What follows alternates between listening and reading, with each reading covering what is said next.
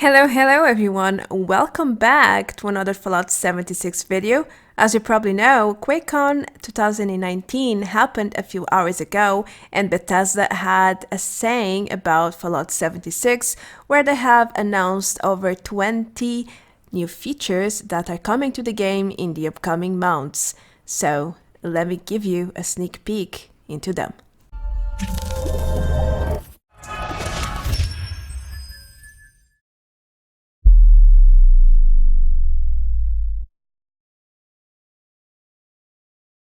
Hey, I know it's the year of the doom in QuakeCon 2019, but damn, the revelations for Fallout 76 were just a lot. Like, it was way bigger than E3, for example, and they were about 40 minutes talking non-stop about the new features that are coming to Fallout 76, and that really surprised me, to be honest. However, it's still a very good and positive thing. It means that I have it figured out and well planned for the months coming for the second year of Fallout 76. And no, it's not just about the Wastelanders DLC and the upcoming NPCs, dialogues, and everything else. It's also about Nuclear Winter. It's not over yet. They have announced so many exciting new things, so let's start talking about them without any further delay.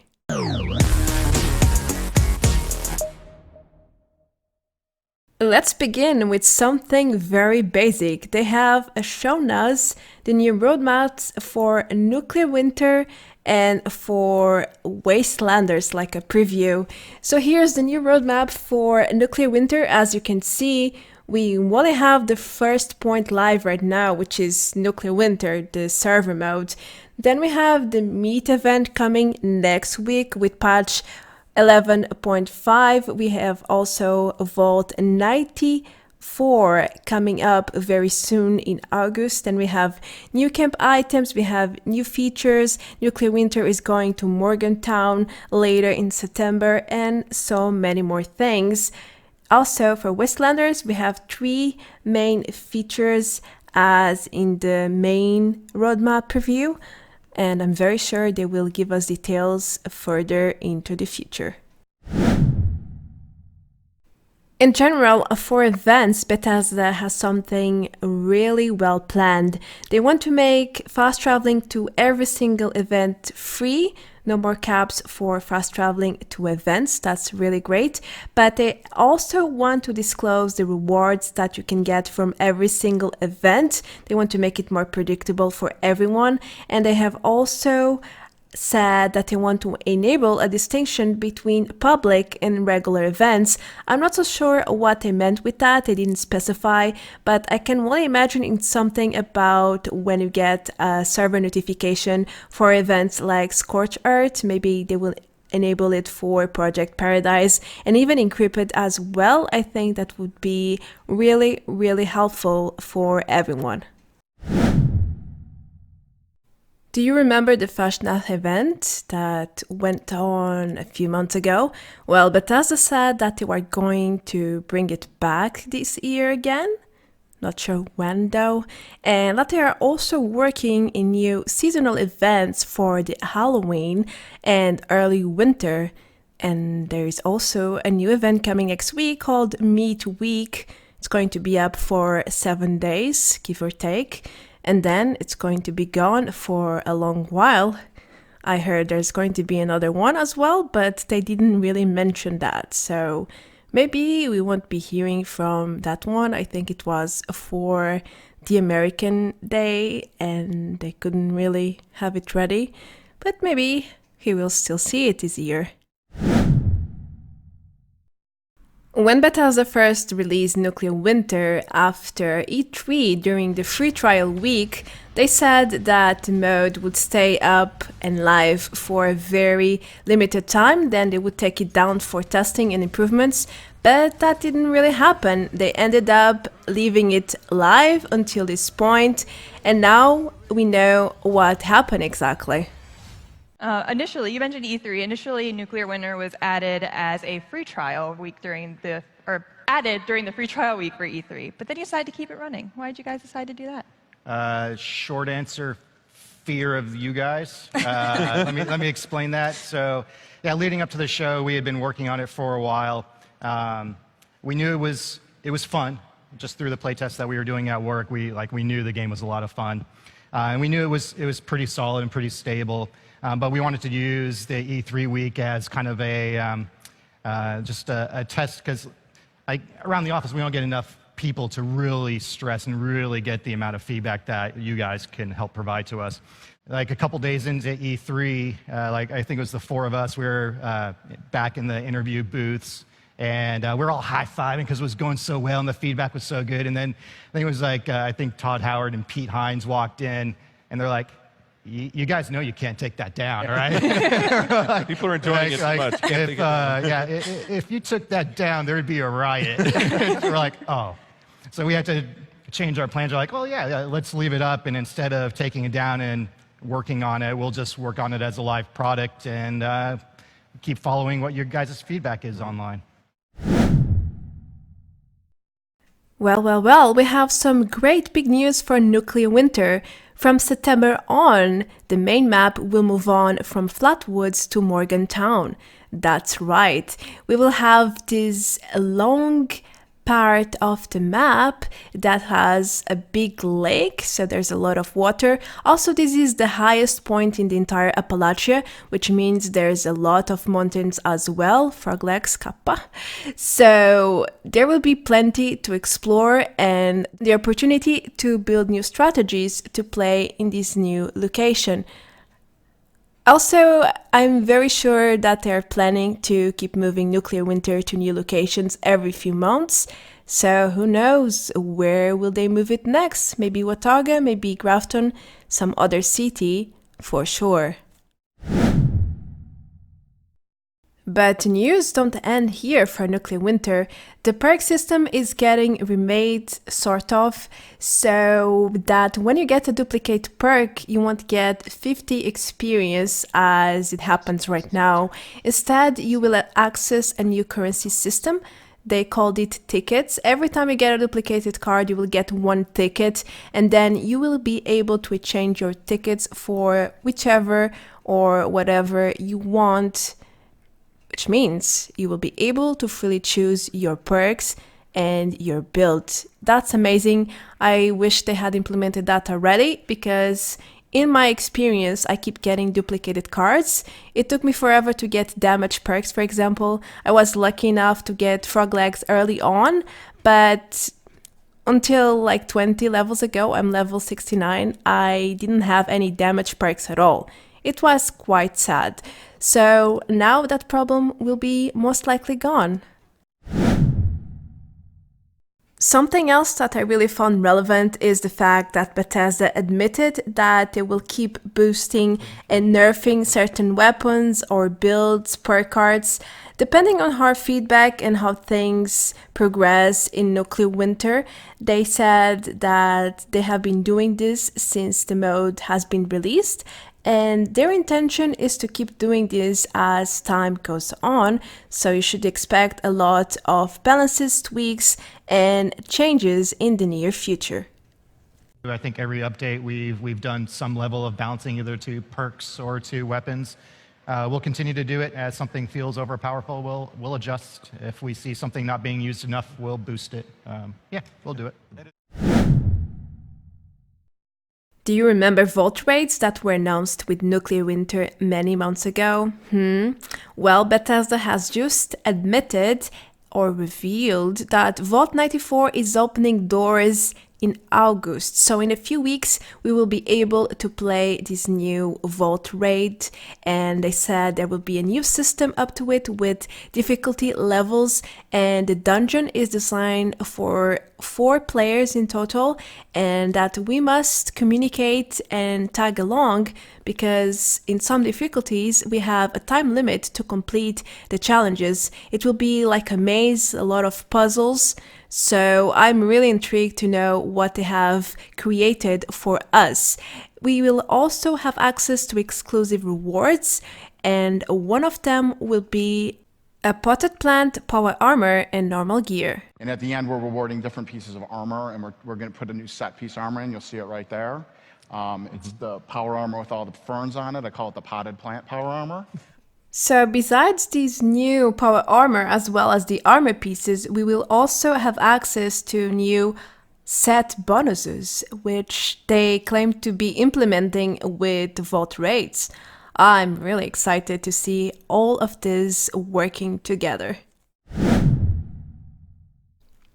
But Vault 94 is not the only one coming out. Bethesda has claimed that they are working in another Vault, 96, but they're not sure when they are going to release it. It will depend on how 94 will perform, also on people's opinions and feedback on how they enjoy the new Vault raids.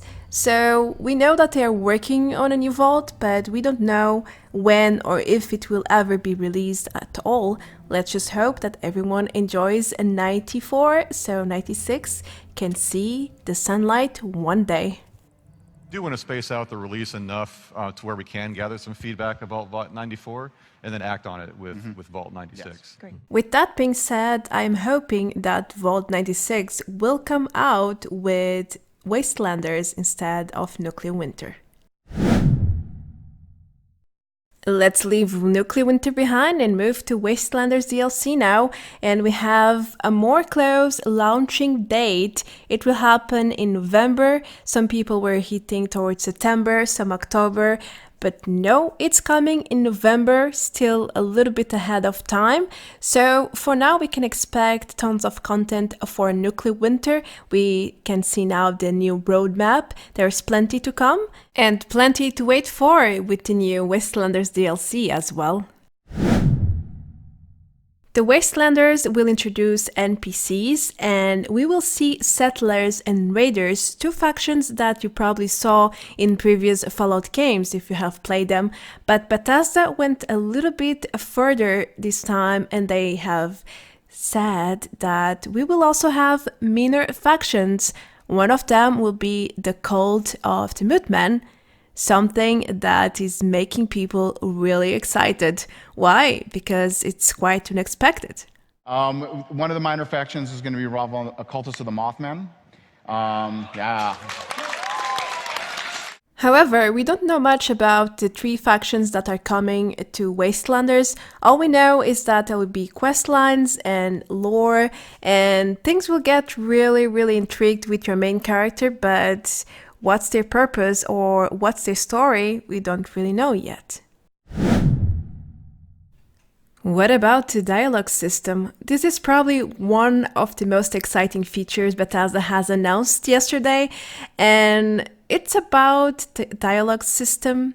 It seems like it would be very extensive, and instead of being like Fallout 4, they said it will be more like Fallout 3 with a lot of options and a lot of conditions, especially your attribute points and also your own actions in certain random events. The attributes you put in your specials will give you more choices or different choices on the dialogue trees. So a character with more perception might have some different options versus another character who's more spec for charisma or for strength even. It's also based on your actions. So you'll have dialogue choices available to you whether or not your reputation within that faction is good or bad or neutral. So the combination of those, and also remember, this isn't the Fallout 4 dialogue system. This is more like Fallout 3, where you have a list of stuff.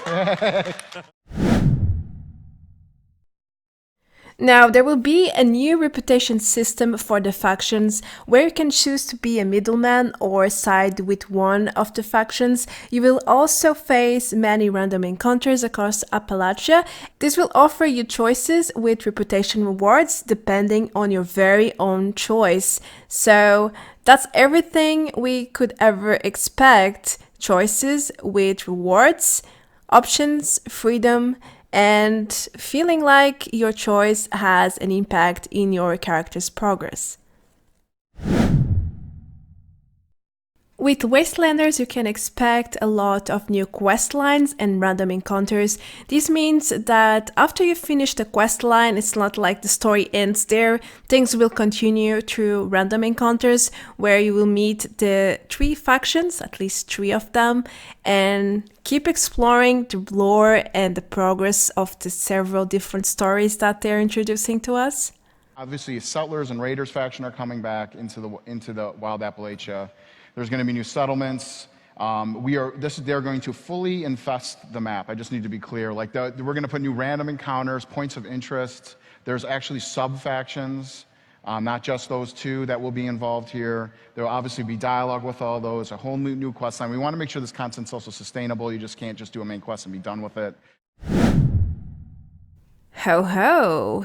I think this is the highlight of the entire Quakecon, which goes around companions. Bethesda said that with Wastelanders, companions will return, and with that, the romance options as well. You will be able to bring your companions back to your camp, and you will be able to talk to them and romance them as well.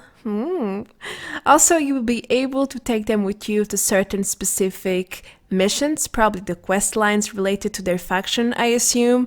But that's really cool. That's really a step forward for Fallout 76. Definitely companions. The key point is that mainly they're going to stay in your camps. They're going to be in your camp. On very specific quests, they will definitely accompany you to help you or hinder you or surprise you with certain things on your way.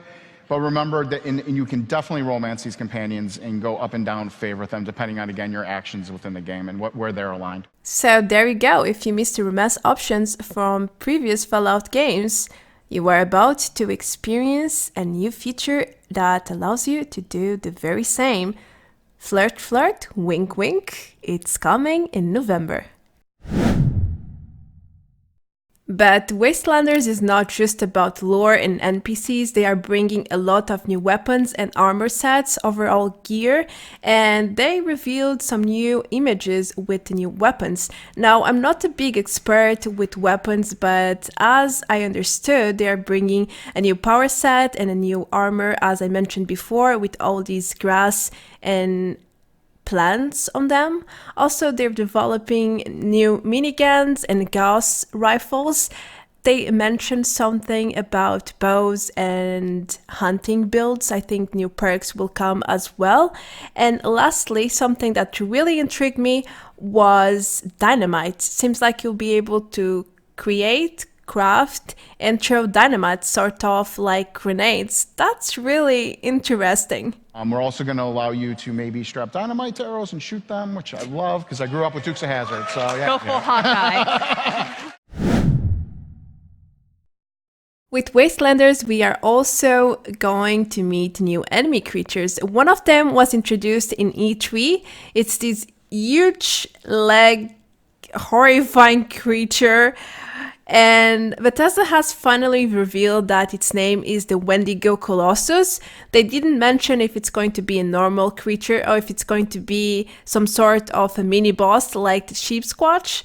I think it will be. They have also introduced 3 new creatures. One is the Flamer, one is the Freezer, and one is the Chomper. Now, they are called the Floaters, and one of them, the first, will be throwing fire at you, as the name says. The Freezer is more into ice. Maybe it will freeze you. New features. As for the third, I'm not sure. Maybe it's related to air or earth, because the other 2 are related to elements. Who knows? We will have to wait to know more.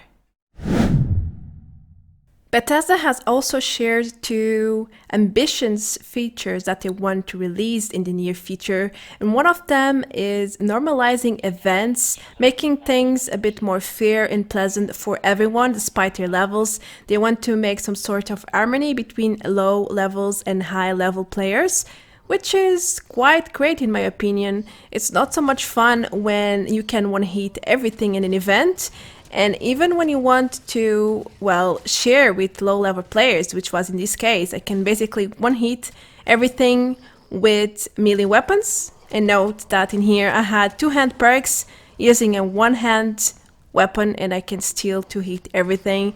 So it would be great if they can do this, you know, normalize events so everyone can have a great and happy experience. One of the last things Bethesda announced at QuakeCon 2019 is about the legendary perk system that is coming. Not sure when, but it is coming. They want to make a new set of really powerful perks. Every 50 levels you will earn one perk. You will be able to choose one out of I'm not sure how many. And it's like a special perk that you can also share with new characters in your account. And it's like distinguishing and awarding people for being really high level. It's interesting. I'm wondering what sort of perks will they come up with. It has been a while since we had news about private servers for Fallout 76, but now Bethesda has finally come forward, and in a question about C.A.M.P budget, they decided to share that they are thinking about new ways to expand C.A.M.P budget, and one of them is to bring up private servers. And it seems like they are coming sooner than we expect. There is a trade-off to just increasing the entire budget. So we're looking at creative ways to give players more opportunities to build in different places in the world. Maybe, you know, also with things like private servers and stuff like that, you know, coming in the near future. Do you have any news on private servers? Skipping ahead to that question down the list. What was that? Any news on private servers? Oh, yes. They're coming sooner than you think. That's all I'll say.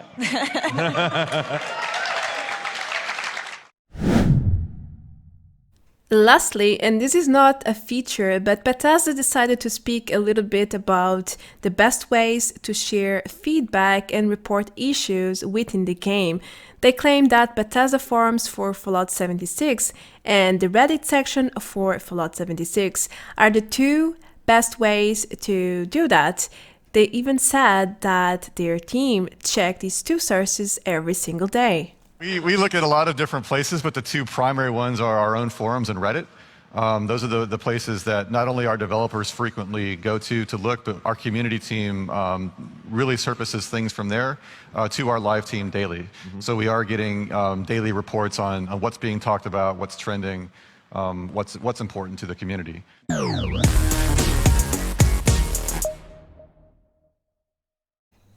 Well, if you have something to report, I believe you do, because since patch 11, things have been extremely messy. There are bugs everywhere. Even legendaries are not really spawning anymore, which is quite annoying to say the least. We can't really farm legendaries anymore, or for the time being. So make sure to go to their forums or to spam Reddit and hope that people don't downvote you when you are reporting stuff. Usually it's what happens. Anyway, thank you so much for watching. I hope you enjoyed this video. It took me a while to put everything together, but I think that's the way it's supposed to be. It's worth it in my opinion, and I always try to deliver the best content I can for you guys. If you are new around and you enjoyed what you saw, then don't forget to hit the subscribe button below to help me grow. Also, I have a Patreon page for those who would like to support me even further. Thank you so much for watching until this point. I am Marta Branco, and I will see you very soon in the next video. Adeus! Bye bye!